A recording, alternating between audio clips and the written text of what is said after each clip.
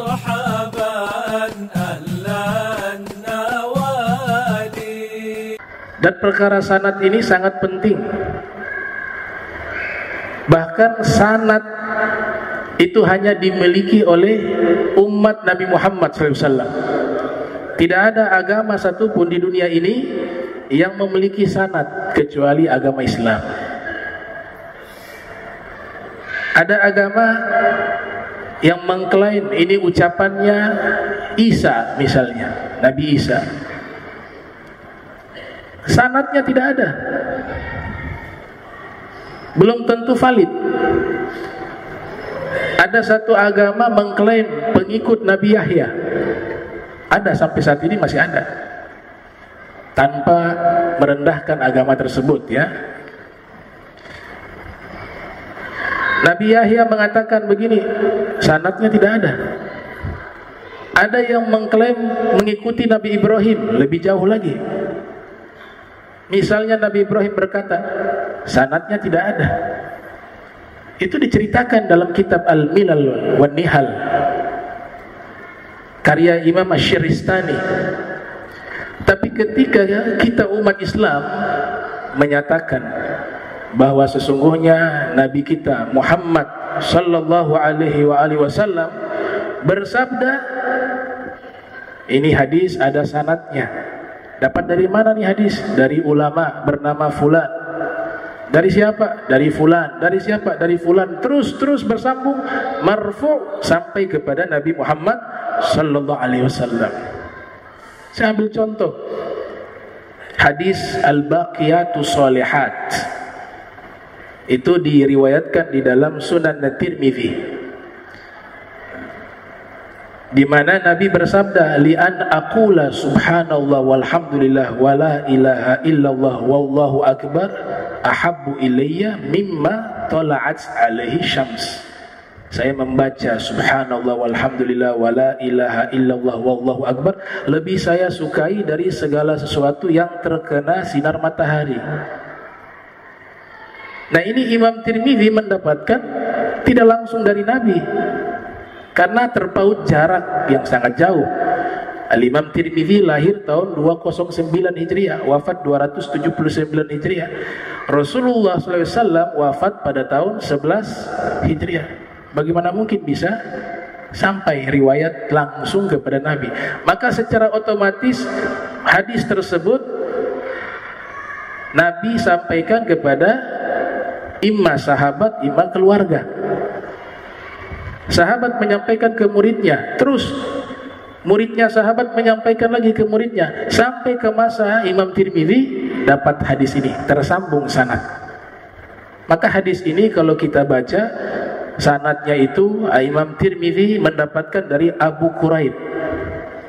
Gurunya bernama Abu Quraib. Abu Quraib mengatakan haddatsana Abu Muawiyah. Yang menyampaikan kepada saya hadis ini bernama Abu Muawiyah. Abu Muawiyah mengatakan saya mendapatkan hadis ini dari Al-A'mash. Al-A'mash mengatakan saya mendapatkan hadis ini dari Abi Shalih, Zakwan ibn Abdullah. Abi Shalih mendapatkan hadis ini dari Abi Hurairah. Abi Hurairah mendapatkan hadis ini dari baginda Nabi Muhammad sallallahu alaihi wasallam. Itu yang namanya sanad. Jadi sanad juga adalah keistimewaan umat Islam. Ada ulama bernama Al-Imam Ibnu Hazm. Beliau mengatakan al-isnad min khususiyati hadhil ummah. Naqala al-thiqah anil-thiqah yablughu bihi an-nabi sallallahu alaihi wasallam mal ittisal wa khassallahu bihi al-muslimin duna sairil milal.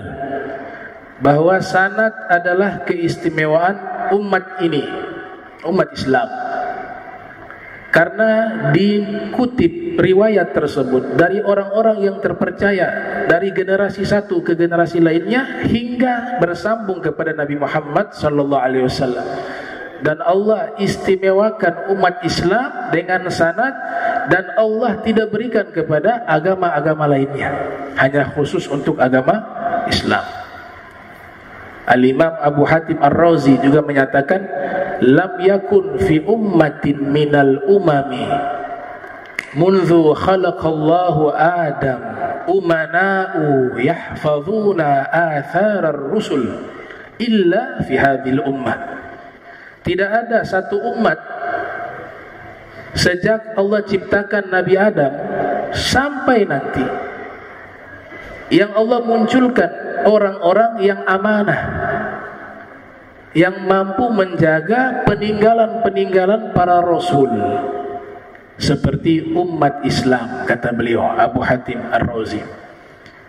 Ahamiyatul isnad, sanad sangat penting sekali, sangat penting.